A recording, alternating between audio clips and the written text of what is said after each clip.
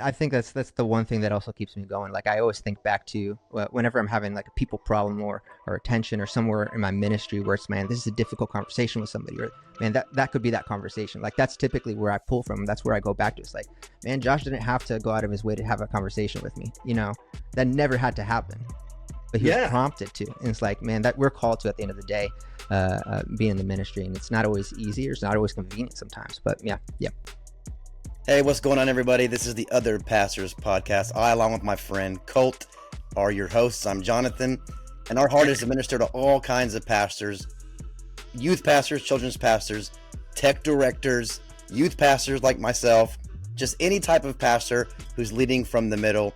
So if you're leading up, down, and all around, you're not the main man on campus, you're the other pastor. This podcast is for you, and we're so excited you're tuning in. So Yes, welcome. we are. Yes. So today we have a special guest, Eduardo Rivera, and he's the central production director at People's Church, and he oversees audio, visual, lighting, production for not one, not two, not even three, but 6 campuses for People's Church. Wow. He has a background in worship leadership. He has a background in ministry development.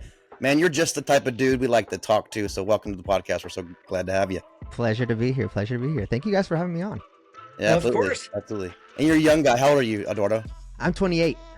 Okay. All right. Well, you look good 28. for 28, man. Thank I like you, it. man. I'll take it. I had some youth students come up to me the other day and call me old. So I've officially hit the threshold of no longer cool and relevant. It's fine, man. Colt and I are in our 40s, and I'm still a youth pastor. Still a worship pastor. It's funny because till the end. the teenagers really have no concept of age. Like the middle schoolers will be like, "Are you like 50?" Or then you have another one like, "Are you like 35?" And I'm like, "Well, you're my favorite. The other one, not so Not much." so much. They have to go scrub the toilets. Yeah, I ain't Put them to 50 work. yet, man. Give me a break. I ain't 50 yet. Well, just to get things started, especially you being young, much younger than us, we like to kind of ask, what is your go-to coffee drink, and are you even a coffee drinker? Absolutely. So every morning I have Americano. So that's probably my go-to at home, just because that's what I like to make. It's consistent. I have a routine there. But if I'm at a shop, I'll typically order a cortado. So that's Cortado. What is that? Cortado. It's kind of like, think of it like a smaller latte, just Okay. a little bit of a smaller latte. And the reason why is that I'm a cyclist as well, so typically we'll always put in a coffee stop somewhere along There the way. you go. So if you order a whole latte and try and drink a whole latte and then get back on your bike and ride another 50-60 miles, it doesn't settle too well for me. So Man, those little cortados keep me going, man. yeah. So the bike is not just for show back there. So he's No. the real deal.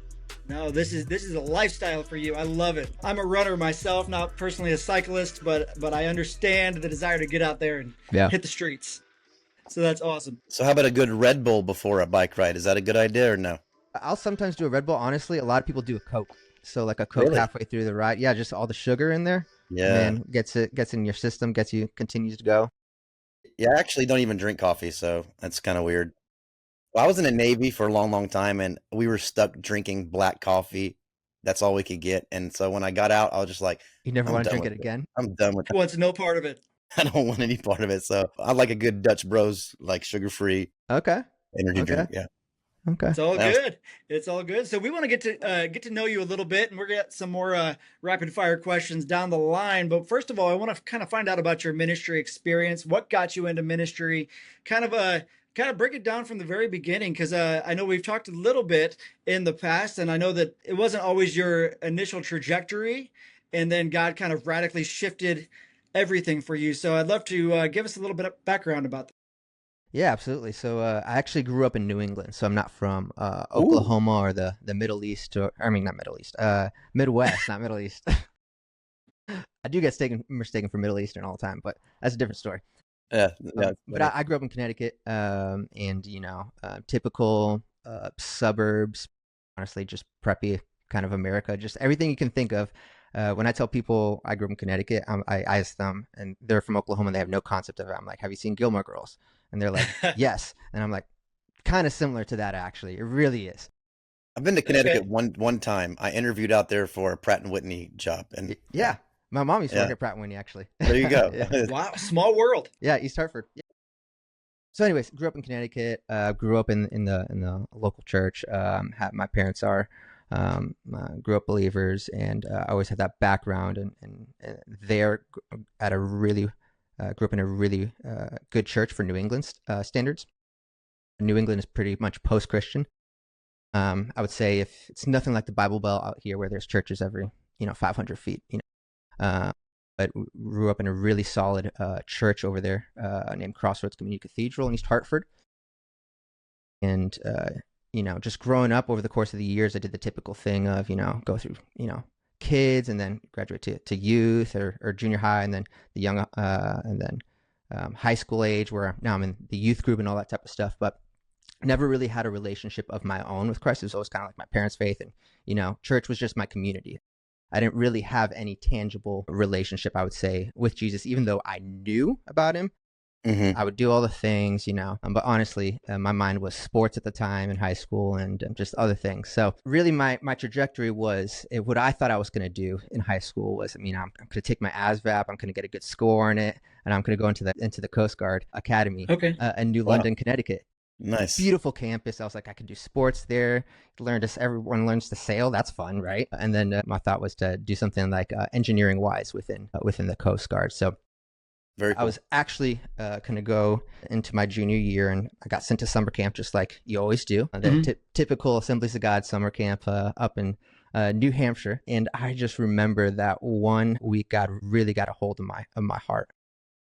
And, it was all by just one leader that wasn't even my particular leader or counselor, whatever you call it, on that team that week. But he was actually brought in from a local Bible college, and he was the leader for the other team that we were sharing a cabin with. So each cabin would share like 2 teams, and he was a leader on the other team, but I just seemed to click with him, and we were talking throughout the week and all this type of stuff. He was a cool dude. His name's Josh.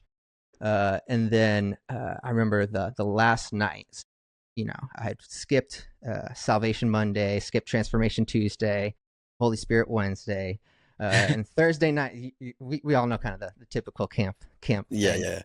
But Thursday night specifically, I don't remember even what the sermon was or what really happened, but I just remember God got a hold of my heart. And I remember Josh, he was actually playing bass for the worship team, and it was extended altar call type thing.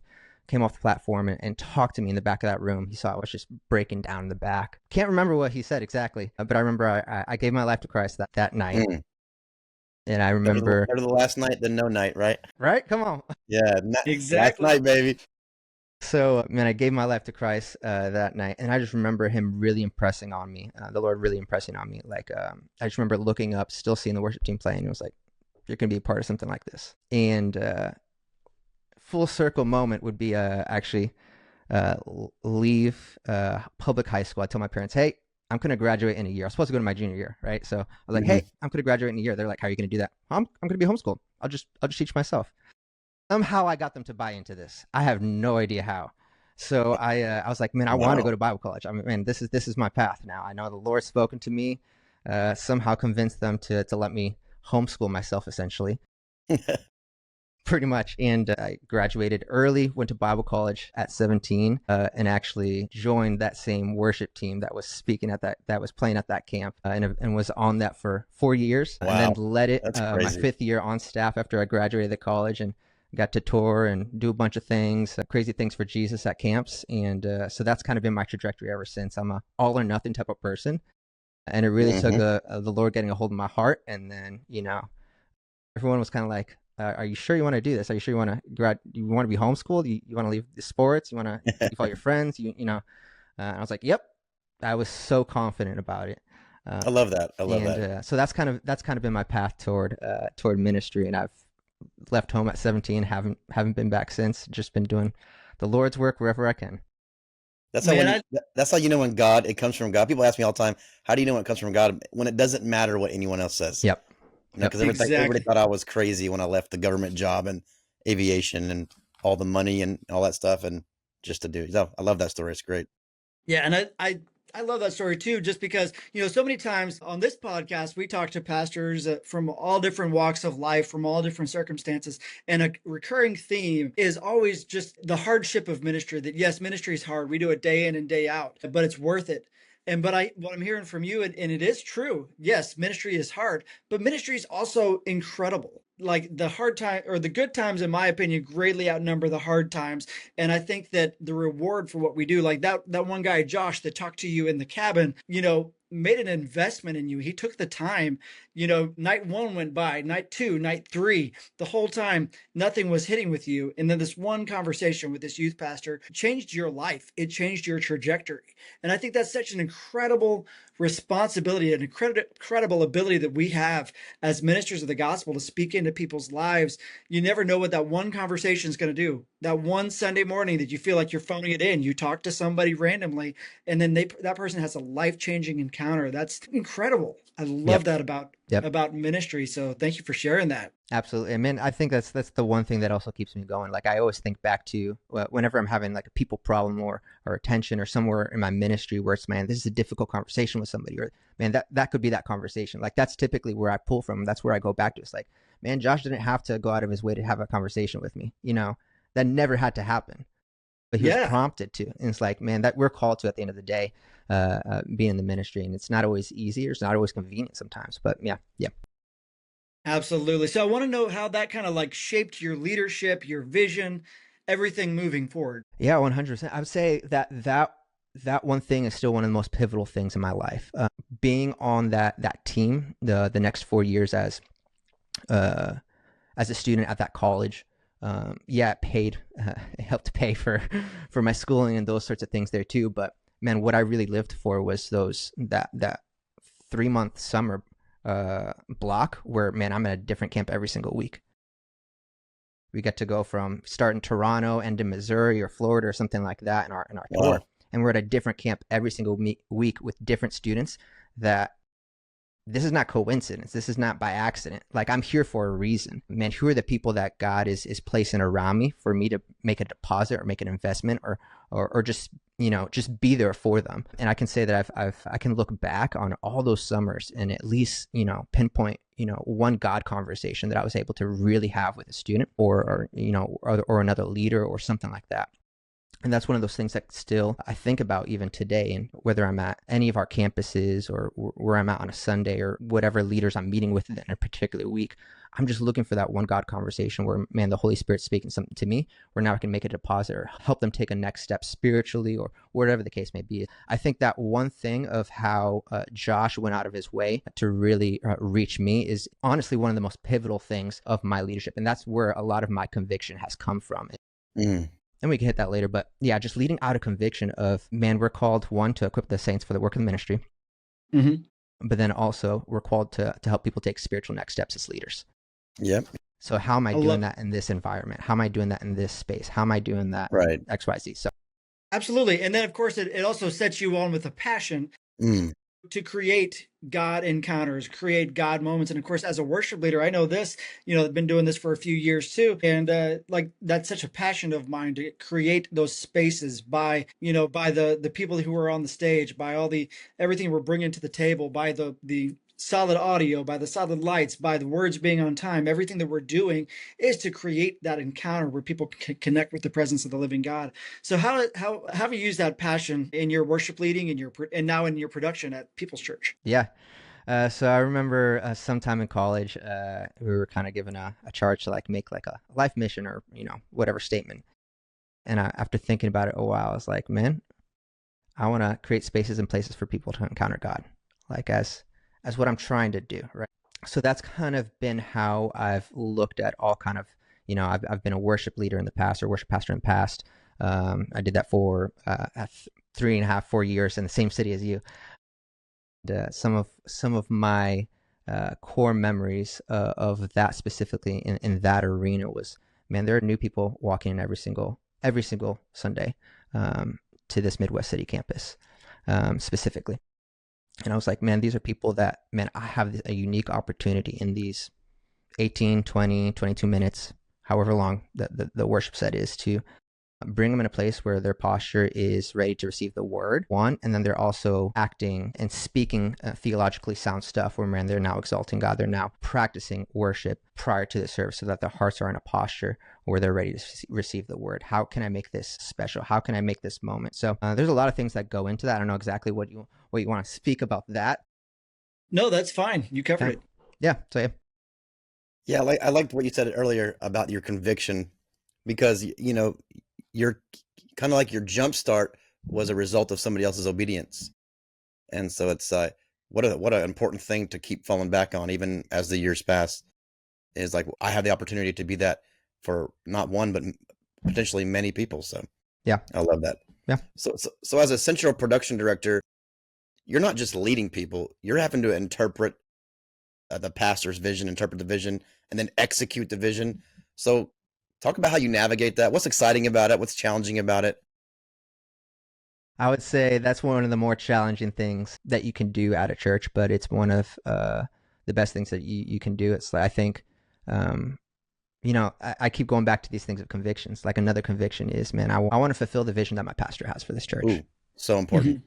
Like, so what that takes is asking a lot of questions, observing, asking for feedback, having that proactive communication. Hey, we're thinking of this. What does this align with X, Y, and Z of what we're trying to do here? And then keeping all that data in. So, I think it's one thing to also learn your pastor, learn how he thinks, learn how he talks, learn what moves him, what doesn't move him, what blesses him, what doesn't bless him. Mm-hmm. And then the longer you do that, the more data you'll have there to kind of start to think like him. So when he says this, okay, if he's saying this, I know he's meaning this. So let's go ahead and figure out, and let's go ahead of him even and figure out what is probably going to be his next step. And then figure out how do we facilitate that already where he's in a place where he can just walk into it. Mm, So that's good. it's not an easy thing, and there's no shortcut to it, but I think it's just really asking clarifying questions, collaborating with him on a regular basis, and then asking for that feedback, that constant feedback. I think the hardest place to apply this is in places that you've never gone before. For example, recently we've just been renovating and also building a new broadcast campus. So Mm, there's been a whole lot of renovation and money spent into specifically our production infrastructure. And we hadn't done anything in like 10, 15 years. It had been a long time and it was really needed. Mhm. But he hasn't had to think about this stuff in 10, 15 years. So he had ideas of what he'd like people's church to look like, feel like, and there's a certain DNA, but it hadn't been talked about necessarily for the current climate of where technology is at. So man, there was a lot of questions, a lot of going back and forth of, okay, here's an example. Does this bless you? Does this resonate with you? What are the things that you like about this? If we're talking about this, man, what's the ROI on this? So there's just a lot of clarifying questions that need to happen. But when you get that data in and you're able to have those conversations, have that collaboration with your pastor, at the end of the day, it's my job to try and fulfill his vision. It's not my yeah, preferences. for sure. Especially being Yeah. I'm a tech person, right? So, I could talk guitar pedals, I could talk amps, I could talk tones, I could talk keyboards, Mhm. music's my first thing, right? And especially audio would be my sweet spot. Mm, I have preferences. I have to put that to the side all the time and be like, okay, with what pastor's communicating of what he'd like this to look like, feel like, sound like, and then within our kingdom dollars, our budget, man, what we're right. talking about here, how can we make this happen? Forget my bias or my preference or whatever. Yeah, I have experience that I can take and pull from, so that's valuable. But at the end of the day, where are we trying to be, and what are the things that are going to get us there? Right. We talked about execution because once your pastor gives you a vision, or you learn the vision, your job's going to be very task oriented. You got to hit the cues, you got to do this.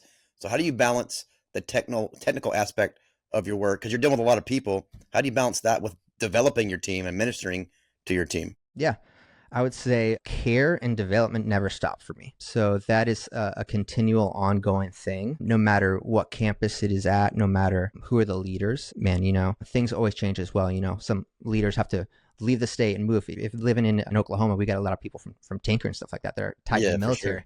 Man, Yeah, great leaders, high capacity people, right? right. You get them plugged in, they're working, they're leading stuff like that, and then they got to go somewhere else, right?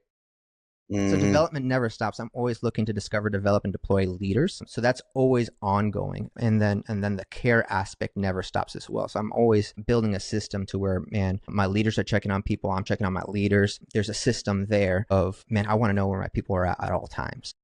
Yeah, for sure. If something happens in their life, it doesn't matter that I'm at a different campus. Like I kind of want to know that. If there's a definite, man, I want to be able to hit him up, man. I'm praying for you right now. I can actually send Hmm. flowers, those sorts of things.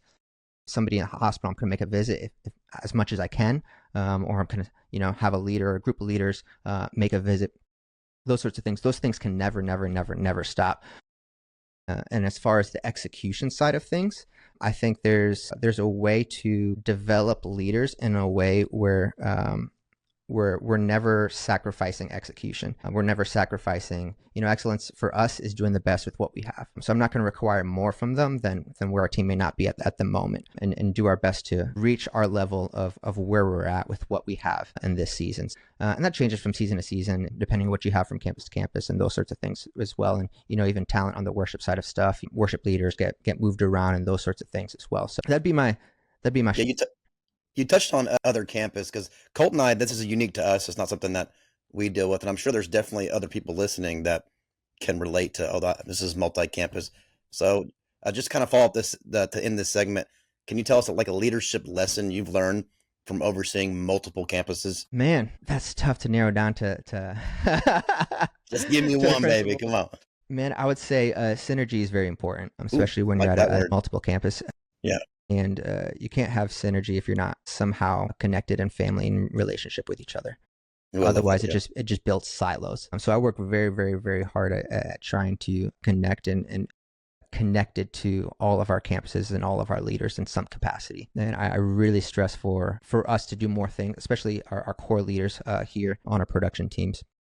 We're really trying to do stuff more than just Sundays or Wednesdays or whenever the services are, because that's really how a family dynamic is built. And if you don't have that family dynamic that's built where people are actually having a relationship, there's going to be a lack of synergy down the line as well. So that's one of the things that I don't think I had quite in my belly when I came here to People's Church. I was honestly, frankly, not exposed to multi-campus stuff before coming here. So I didn't understand the importance of that until like year 2 here, where I was like, wow, like that's actually important. There's no shortcut to relationships. Like, right, no. I know that, but like, why didn't I think that applied to this? Yeah. So that's awesome. I love it. So one of the things that I know that you're passionate about also is portable campuses or mobile campuses, something you've been responsible for. And actually, whenever I was putting this set together, I thought about giving this question to Jonathan, and then realized that I actually have a personal connection, because I like to say I sacrificed my first 2 cars to mobile churches. And then yes, you did.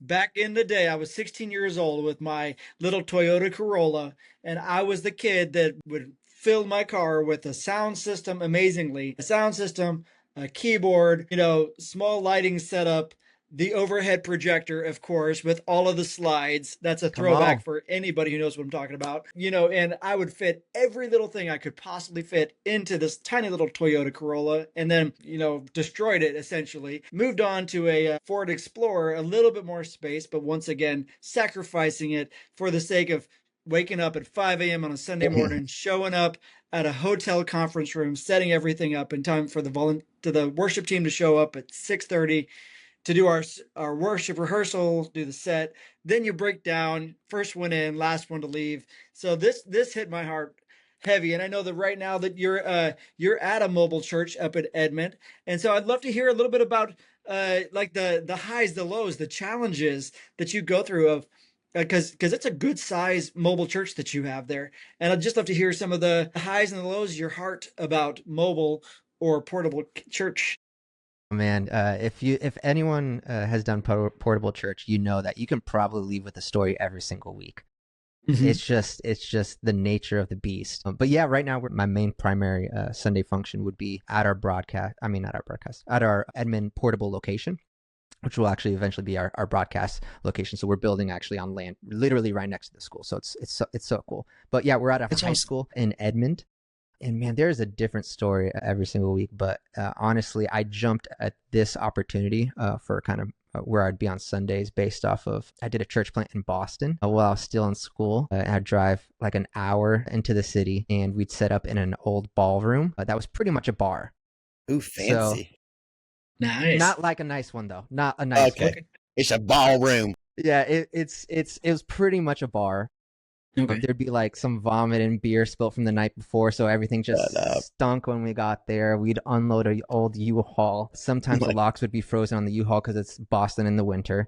And then I remember I served on the worship team specifically back then, and we had the craziest crew. There was pretty much the worship leader was part of a heavy metal band, Christian heavy metal band, and then Oh wow. his girlfriend. But then we also got all these like drummers and stuff like that from Berkeley. So I'm just this young dude. I was trying to shred. I don't know. Mm-hmm. I would do my best with all these Doing your like best. amazing musicians next to me in this crappy ball. But That's honestly, insane. I love it. those are some of like my favorite memories of doing church. And so when this opportunity opened up here, I was like, yep, I'm going here on Sundays, y'all. We're gonna build something over here. I love it. So it's like there's such a unique opportunity to really build a close-knit team in the portable life. And I think that's my favorite part about what we're doing here at Edmond is, we're not just launching a campus here, but we're right now, how I even look at it is, man, we're building the future leaders and future team for when that broadcast campus is finally built. Man, we're rocking and rolling from day one, and there's no better way to do it than in portable, where you're grinding every single constant collaboration. Like, there's no way you can fall into cyclical monotony, because it's like you're always going. Yeah. I'm looking at this. I'm like, this is like 5 years. Even if we're only here for like 2 years, this is 5 years of leadership development in 2 years. Like this is the crash course. So man, so that's been my favorite part of this portable campus here in Edmond is I have the craziest, wildest team, and it is just a blast. I have people from 12-year-olds who's doing all my IO patching on a Sunday. To wow, that's incredible. Most of my main leaders are like over the age of 60, which in production terms you wouldn't think of. Like you don't think that's normal, and it's like, man, this is who God's blessed me with. This is who He's entrusted me with, and man, we're rocking and rolling. We're having an absolute blast. Like I couldn't talk better about my leaders that I have with me at Edmond. It's just a blast every single weekend, and I've got so many stories. Yeah. I love it. So can you walk us through a typical Sunday morning? What does that look like for you in the portable church?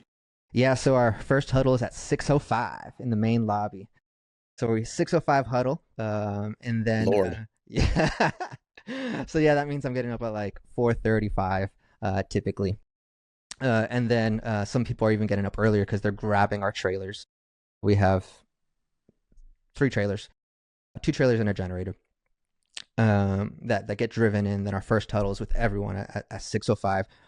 We set up. Sometimes they have like a school event or something like that. So if they have a play or something, there'll be a whole set on stage that we have to work around. And so, wow. Actually, like don't just ignore the paper mache tree while we lead worship. Pretty much. That'll actually happen this week. Last year, a couple weeks before Easter, they had like some type of huge subway thing. I can't remember what the musical that they were doing for that spring was, but it was just like, here's our stuff, here's the drum set, here's the guitar stuff, and then here's the subway train station. Makes no sense. I'll start building my sermon series around that. Just work with it. Oh, okay. So I got to tell this story, and it has nothing to do with portable church, but to a certain extent, because the church that I was in, we were in hotel rooms, but at the same time on Sunday mornings during the main season, we were in Branson, Missouri, which is a show town, and we were at this theater called the Grand Palace. And so in the crux of the main season, which was like March to September or December, whenever the theater was open, we'd share the theater with, the night before Carrie Underwood would be there, or during the Christmas season, the Rockettes were there. And so one Sunday morning we walked in, and the Rockettes had this huge, I want to say it was probably a 20-foot tall leg, like dancing leg, that was like, it came down from the ceiling. And I mean, the ceiling's probably the trim height is probably 200 feet, 150, 200 feet. And so it's just a massive bent leg, kind of like what the Rockettes are famous for. And we had to do church with a giant exposed leg over the top of our entire set. So talk about elephant kind of in the room. applicable to what you're saying. I get it, man. So I'm sorry, I interrupted you. So you do set up, design, everything like that. Continue. Yep. So set up, we typically have about an hour to set up everything. So that's full PA array, full hang, all the instruments. The only thing we use at the school is actually their projector screen, which is on a line batten. So we get to drop that. So that actually makes life a whole lot easier, except for when there's a set. and we have to set up our projector screen. Then Crazy. we run 2 services. One of our services, our second service, is actually live, and so our main pastor will actually, whoever's preaching at the broadcast campus, will actually travel over and preach that live service for that second service. So the first one's video, and we use Resi, and then that second service is live teaching, Okay. where pastor travels over, and then he goes back, and then we tear down, and we're out of there around 1:30. So 6 to 1:30 is the normal rhythm of this campus right now. That's Yeah. awesome. Yeah. That That's sounds awesome. like a typical day for Cult too, because we do 3 services, like 6 a.m. to 1:30 p.m. Yeah, Yeah, we're here at crazy. 6 o'clock getting everything set up, but it's all, for us, it's very cyclical because we show up, everything's set, everything's in place, and we just do rehearsal, 3 services, and then wait till everybody leaves. But so you're working a lot harder than I am on a Sunday I'm the morning. youth I pastor, so guarantee I you just that. roll in just before 8, just in time for pre-service, baby. So I heard, before we move on, I heard a particular story that you shared with me earlier about a generator, Ah, and I think our yep. audience would love to hear that. Yeah. So one of the unique things about this school is they actually renovated a lot of things over the years, except they never touched power. So there's 20 amp outlets on stage. That's it. So imagine trying to run a full PA. So Right. we had to figure out a whole solution for this. So we actually have like an event generator that we own, that we bring in every single Sunday. Run to the distro and all that type of stuff.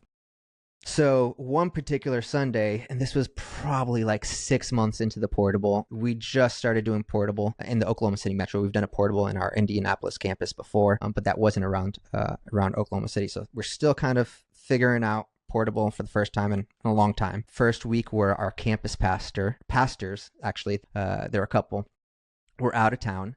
And so it was just pretty much the youth pastor, me, and our worship pastor running the show there. We're all under 30. Like, we're all young people over here. And somehow we were running the show for this particular week. And first time campus There pastors you are go. off. And there was one of our thunderstorms the night before. Didn't think anything of that. But there's a gate for where our generator is stored. So it's stored in like one of those storage facilities with a gate where you enter a code and stuff like that. So we're setting up. Typically, the generator will arrive around like 6:15, 6:20, and we get a text from the person that's picking up the generator. It's like, hey, the gate's not opening. There's no power here. We're Oof. like, okay. Yikes. So we're trying to brainstorm. We're trying to figure out. And I'm like, man, I could maybe get power to our IO. Do a quiet rehearsal until somehow we figure out the generator to get over here. And so what we end up doing is I end up calling one of our executive pastors. His name's Josh Brown, and he runs. He's done some construction in the past, so I know he has a truck. And I'm like, man, Josh, hey, we don't have any power here. I'm not even the person on the account for this place. So, man, I can't even get information from calling into the thing. And he's like, all right, I'm on it. So he goes to the place, somehow finds the owner, contacts the owner, gets permission to like jump the fence, break the gate, get to our generator storage, pull it out. It rolls in like 10 minutes before service is supposed to start. So we hook up everything, all the power, and for everything else. The first time everything's coming up and on is 10 minutes before service, and somehow we pulled service off. It was Last minute. Gotta love it. last minute, and just and it was still pouring rain that Sunday too. So our one of our pastors, the one that brought the generator over, just comes in just drenched.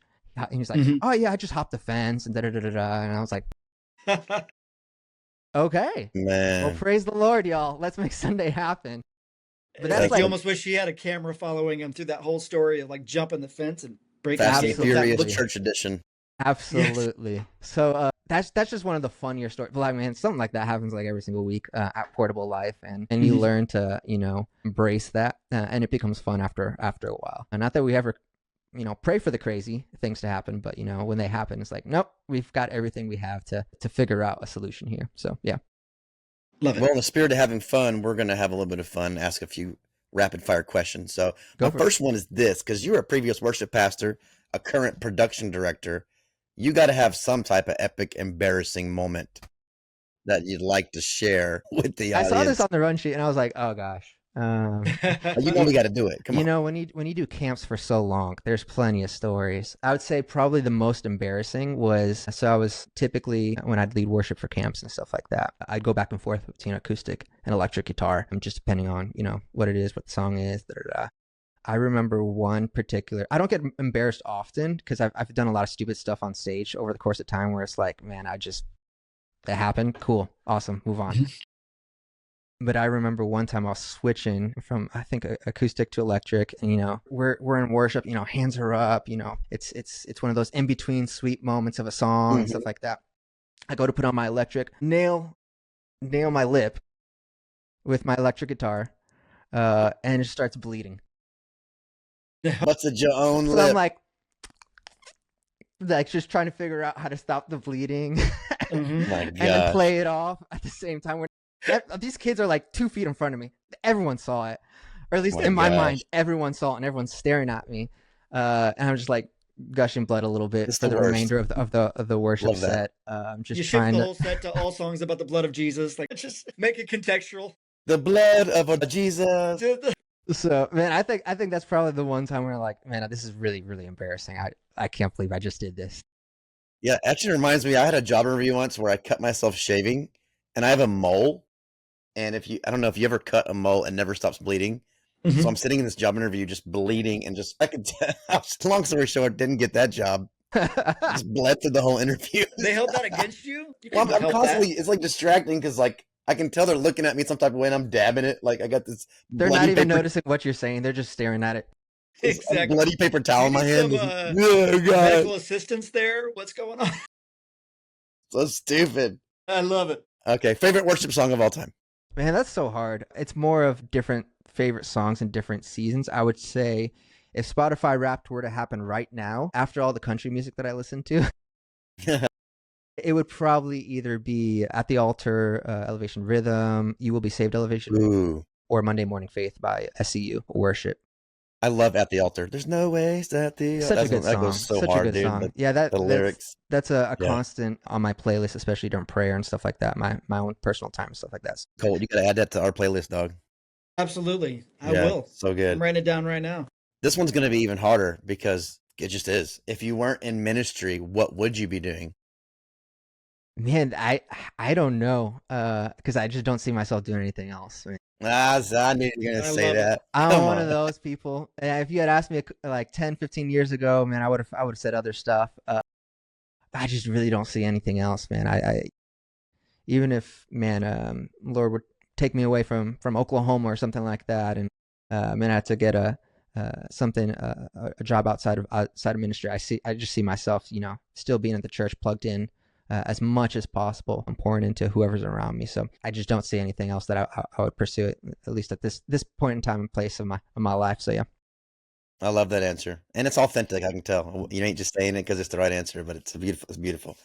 Okay, final question in this segment: how does cycling, because everybody sees a bike behind you, how does that fuel your creativity and your leadership? Yeah, the creativity is, I think, a little bit a harder one for me. I would say I found that I'm my best leader, the best husband, the best, you name it, every other area of my life, even just best in my spiritual disciplines, all those sorts of things. And I take my health seriously, and set goals for myself where I'm constantly overcoming, man, may not want to do this workout this week, but I know it's actually probably good for me. I know that if I don't get my time in on the bike, man, my wife's probably not going to get the best version of me. That's just me personally. Like I've found that when I'm taking my health seriously and I'm really prioritizing that, every other area of my life has been stronger for me. And cycling is one of those unique things where you can be as antisocial as you want, or you can be as social as you want. It's Right. similar to running, where you can do run clubs, you can do all these other things, you can do events, or you could just go out for a run by yourself for an hour. Cycling's the same way, with the caveat of that you get to see a lot more than running, so it's better than running, in my opinion. Come on, man. No, I mean, honestly, No. that ended up being a really important question because, coming from a couple guys in their 40s, you can really easily start to neglect yourself at the altar of ministry, which God never intended. So amazing that you're figuring that out early on, instead of playing catch up later. And It's awesome. Absolutely. I think there's also an aspect of there of setting goals outside Mhm. of, just, me and my wife sit down every single year. We set financial goals, we set spiritual goals, we set, relational Hmm. goals, all those sorts of things, right? But then we also Mhm. have our individual, health goals. And man, when I'm setting these things for myself, I'm not setting typically something that's gonna be super, super comfortable where I can hit that, it's gonna be easy, whatever. Now I'm setting stuff that's actually takes work, it takes a discipline to get there. And just having something outside of ministry or your personal familial life where you're Hmm. setting a personal goal for yourself that only you can accomplish and stuff like that, I think that just does something to you as well. So I think there's an aspect of there that is also just as important for me specifically as the actual activity itself. So yeah. Absolutely, and I can definitely speak to that too. Obviously, because I do running, and Jonathan knows I'm actually training for a marathon. Actually, when this podcast airs, the marathon will be 3 days later. Come on. So yeah, it's coming up pretty soon. But running is just a it's that therapy. It's that I can get away. I can get my head in place. Sometimes I have it stacked by like listening to podcasts or read or listening to books, listening to the Word Hmm. of God, finding different ways to just like set my mind at ease just by running. And I'm sure it's the same with cycling. I do know that I went through pretty much my 30s. I was overweight, and in the last 13 months, I've lost almost 60 pounds now. Come on. And Yeah, he again, training dropped for a marathon, like almost 60 really. pounds, and I picked up half of those, so I was a good friend. Exactly. I appreciate that, buddy. But it was such, and it does have a major impact on leadership. It has a major impact on goal setting, your desire.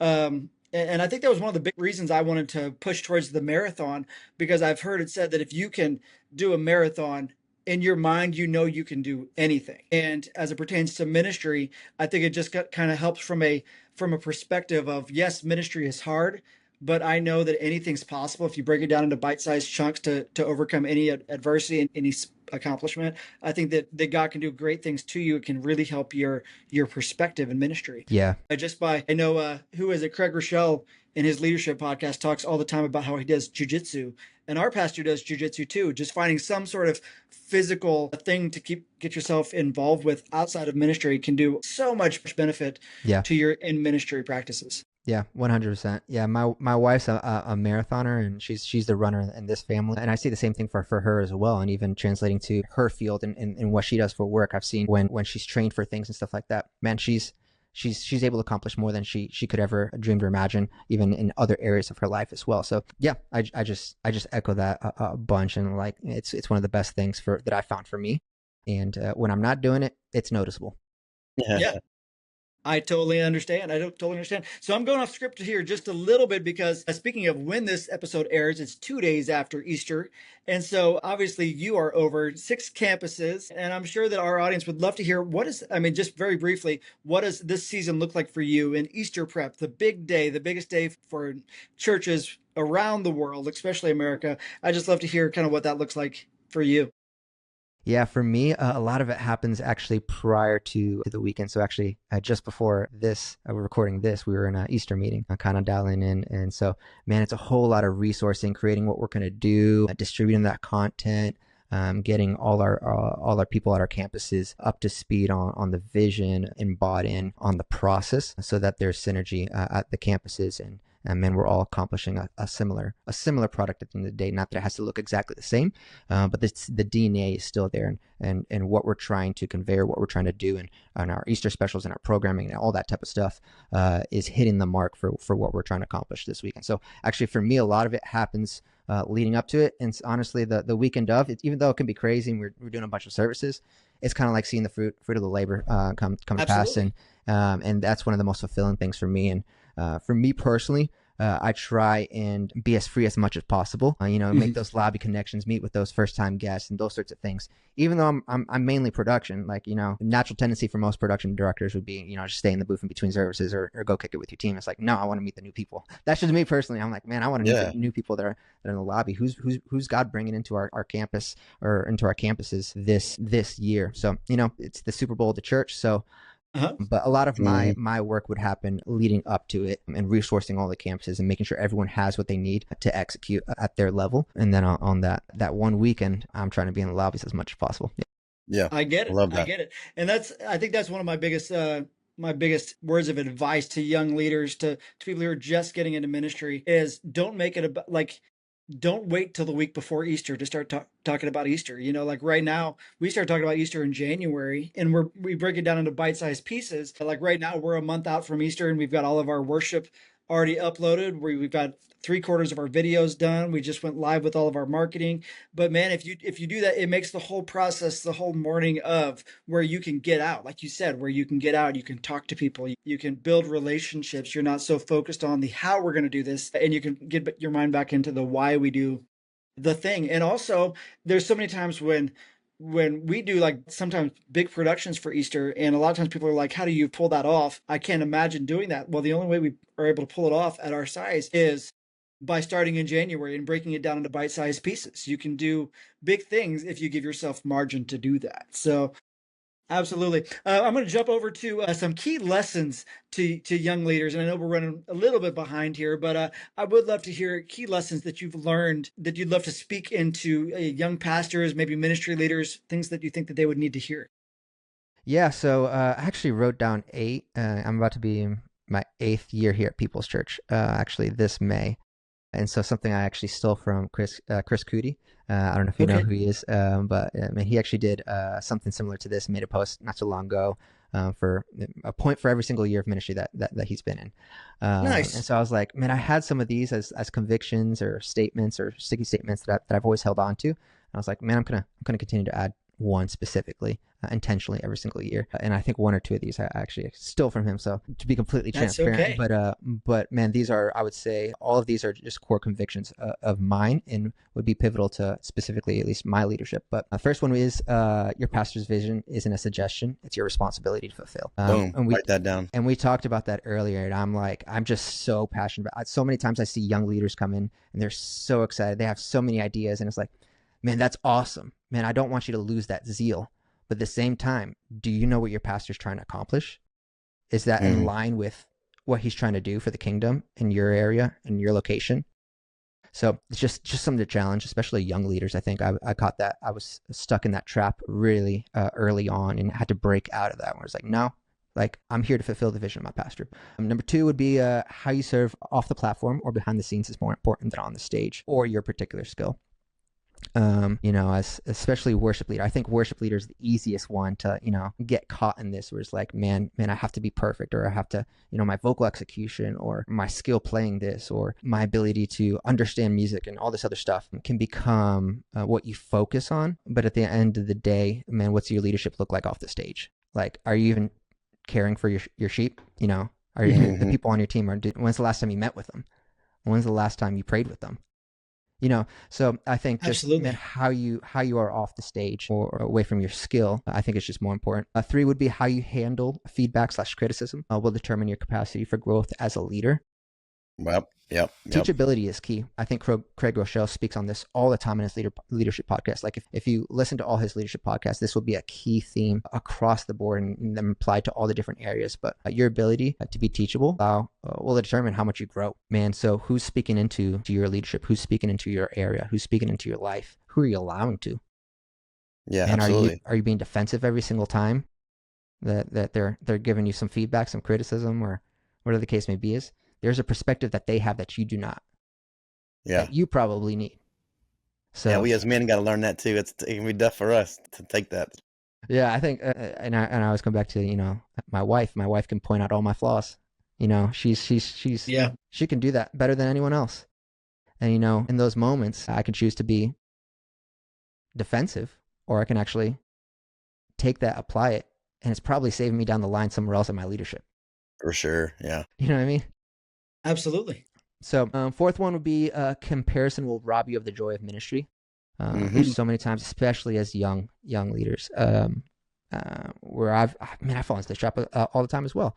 Where it's like, still to this day, where it's like, man, well they have that, or they got this, or well they get to do this, or man, it's set up like this there, or they have this ability. And it's like, man, at the end of the day, man, God's placed me here for a reason.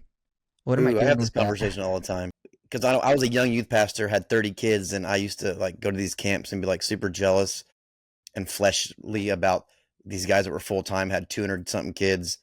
And I'm there now, and I'm like, what was I wishing for? I miss having 30 kids. Yeah.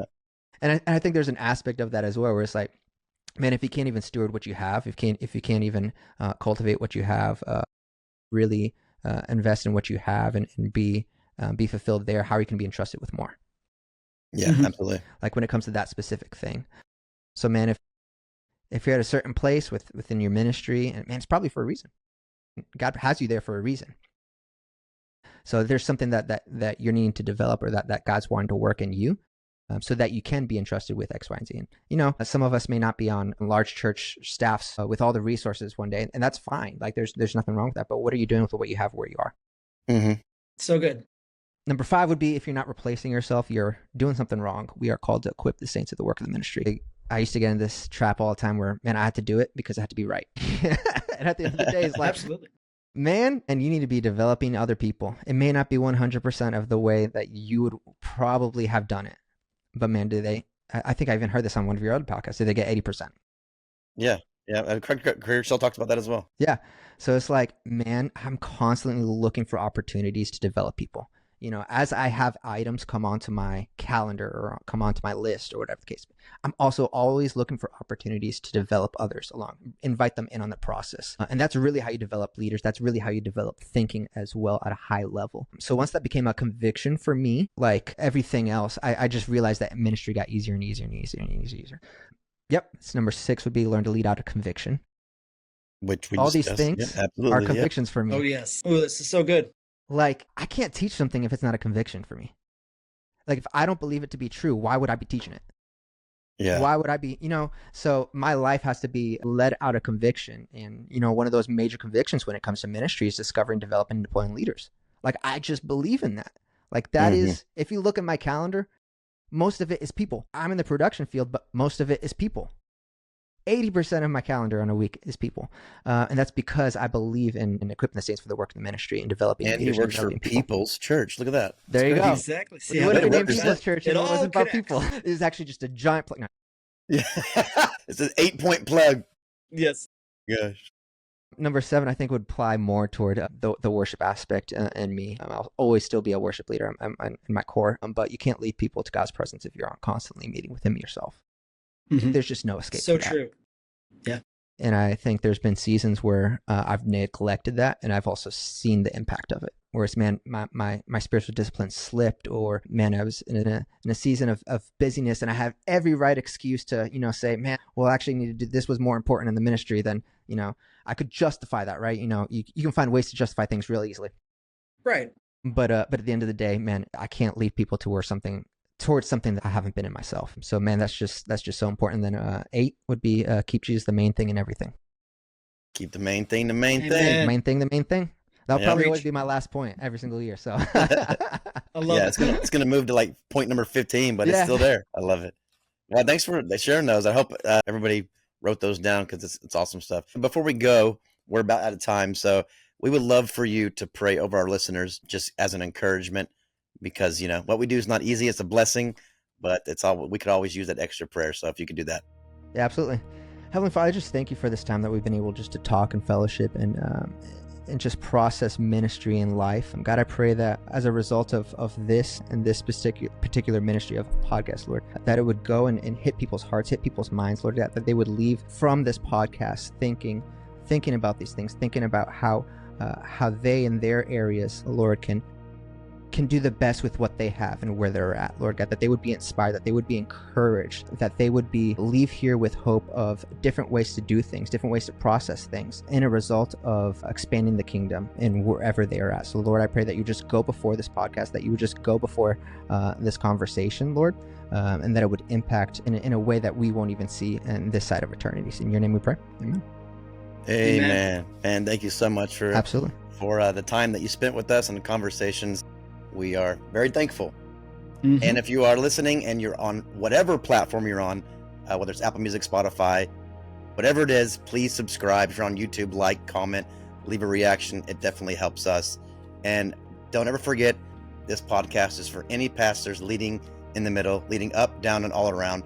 You're not the main guy on campus. You're the other pastor, and this podcast is for you.